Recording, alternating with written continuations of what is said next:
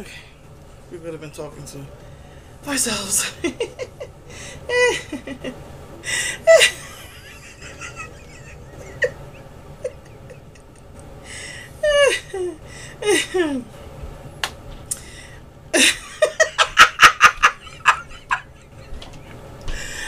We've been wanting to do a little video. We had planned to do another video. We planned to sing another song for you, but it just never happened. But today, because we've celebrated just recently our 22nd wedding anniversary. And just the timing was right to do it now. My son reminded us of a story. And so I wanted to tell on Facebook, but my husband said it's too big for Facebook. So we're going to tell you the story. So 22 years ago. No, it was longer than that because we got married. Okay. 23 years ago. When we were dating.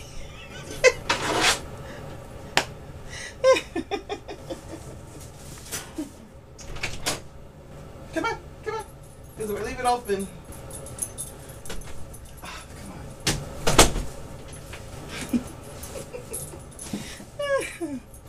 Okay, so when we were dating, my husband says, I got a song that I dedicated to you. And I was like, oh wow, I had all these romantic fantasies in my head. Oh, I just wonder what's this love song that he dedicated to me. And he put it in, on a, back in those days, baby. We had a audio. The tape recorder. Tape recorder. Right. Now we, the discs. So he makes me a copy and I go home and I put it in. Well, I said, I have this song that I heard that is just, I want to dedicate it to you. And I went home and I recorded this song on my audio tape recorder, and I came back to her house and I gave her the tape. It was my love song, my love song to her. That's what I thought. It was going to be a love song. It was my love song. Oh my goodness. But go ahead. That is not a love song. What song were you talking about? Don't worry. Be happy. Yeah, this is the song that I dedicated to her. And it was a love song from me to her because she, at the time, she had a lot of things. She was anxious about a lot of things. She was a single mother at the time, and she had to pay rent and all on her own, and she had to take her daughter to school, and then she had to put food on the table, and she was doing this all on her own. So she had quite a bit on her mind, and so when I thought of this song, I was loving her. That is not a love song. No, he told me, once he told me, I don't know, story of his life or something. And then later on, he's like, man, I shouldn't have told her that. What is she going to think of me? Blah, blah, blah. And we were supposed to meet somewhere, and I made my own tape. Now, that was a love song. And this is the tape. This is we're going to, obviously, hopefully we'll let you listen to her love song. It was called Put Them. Sure Enough. And this is the song that's playing now. It's supposed to be, sure enough, to never want to live without you, no matter what, I will always want to be with you. That is a love song. Don't worry, be happy is not a love song. That was my love song. It still is. Every time I hear that song, I feel close to her. You're gonna kill me. This guy did not have a romantic bone in his body. One of the most romantic gifts he ever gave me was a text beeper. Back in the day, it was the newest thing. It was a beeper that received text. Right. That was the hottest thing back then. That was the most romantic thing he did for me, because I was selling Mary Kay. I was away a lot, and he wanted to be able to communicate with me. This was before cell phones were popular. No cell phones. It was a pager. So to him, that was... So a big thing, it was expensive. You had to, instead of getting the number that goes through, you get, hey, when are you coming home? Exactly. Is that romantic? That is not romantic. I was loving her. She don't realize that. Don't you guys see how much I was loving her? Oh my goodness. Well, when we first got married, that was the most romantic he ever got. But now, he cries. He cries at movies. He cries at movies. It's the guy that wouldn't shed a tear when we first got married. Now he cries at the drop of a pin. And what's those sunglasses about? Well, this is my name. No, don't even go there. One day she will tell you what my real name. No, that is not your real name. One day, but she's she's not ready. When you guys were my age or older, I'll tell them. But if you guys were my age or older, you will know that back in the 70s, guys had these names like Superfly and you know, crazy things like that. And it just meant that they were players. And he wanted people to call him Cool Breeze. But you know what? It never stuck. Nobody calls him Cool Breeze. Stuck with me? He is 48 or 49. You tell me. I think he's going to be 49 this year. She thinks. Yeah, because you were born in 62. I think. So it's 2000. He's going to be 49 this year. And he's still trying to get people to call him that stupid name. It's not stupid. It is stupid. Only players took names like that. It drives me crazy. No. You got the wrong. See, that's the glasses. That's why he's wearing the glasses. She has the wrong perspective. That's why. He still is trying to look like Superfly from Casanova. I don't have to try. That's why nobody called you that, right? Because of you. No. You're blocking. No, before I even met you. Before I even met you. You're blocking. No. You're blocking the breeze. No. Oh my goodness, crazy!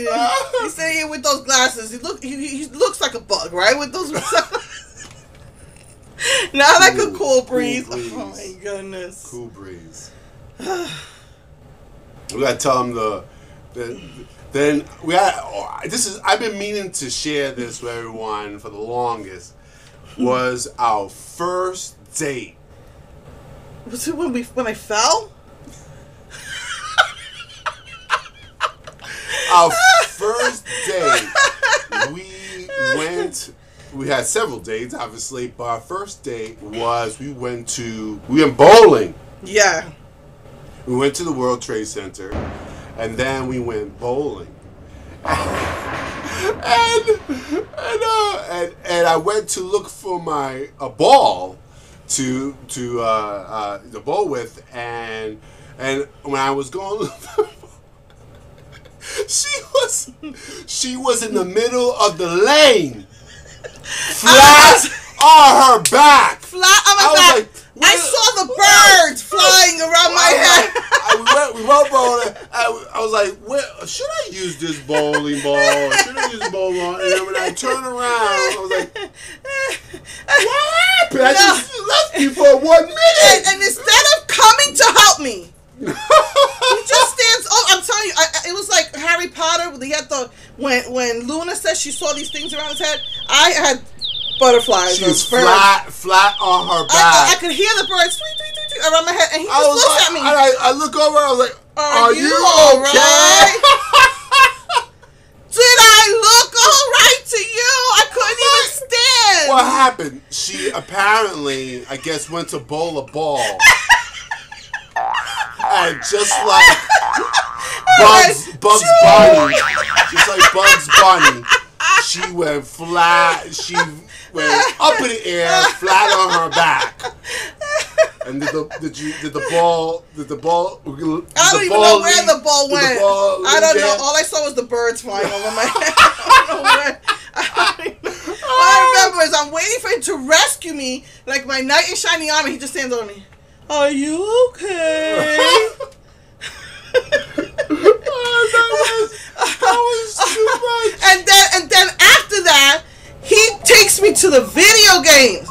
The arcade, because they had when arcades were big. Because we have compared to Major, or actually, you. So we were by 1 point. She beat me.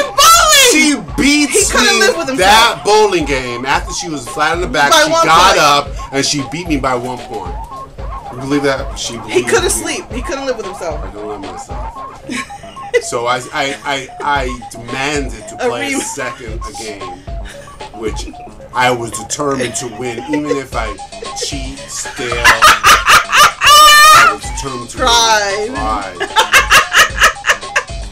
And then he thought he was gonna show me up again. No. So he called. I felt bad for her for me beating her. So I said, let's play something that you're. No, you didn't even know. Yes, I did. You just wanted to beat me at another game. You didn't know. It was our first date. How do you know it was our first date? You didn't know. Because you did not know. It came to me. No, he's a liar. In a dream. He goes in front of a video thinking I'm a girl and I can't play. No. So he has this competitive nature. I don't have a clue. No. That's right. You didn't have a clue. I left him in the dust. He puts the 2 quarters into Pac Man, thinking, oh, he's gonna show me. He dies like in 30 seconds, and I'm still playing to level 4 seconds.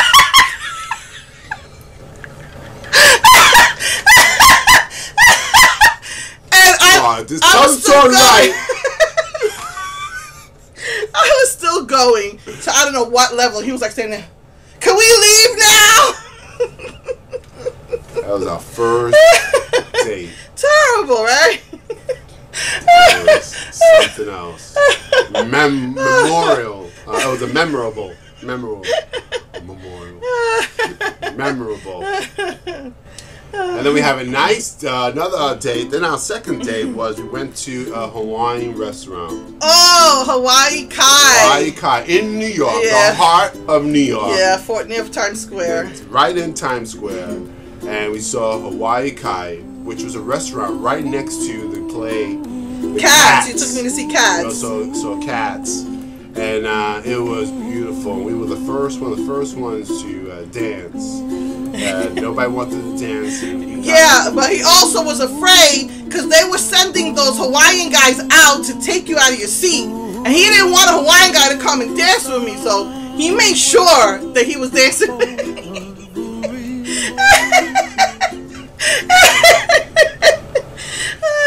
So we've had much fun and crazy times dating over the years. And I think one of the keys to our relationship amidst everything is that we always could come together and laugh about it. We could make each other laugh. Laugh about it. I think that's one of the things during our dating period. We laughed and laughed and laughed so much with each other. We just made each other laugh so hard that, we just never laughed like that since we were teenagers or something. We knew, because we could always make each other laugh when we were at our downest moments. Even to this day, see, easily she laughs, Isn't even though crazy? she shouldn't laugh. But she laughs at me.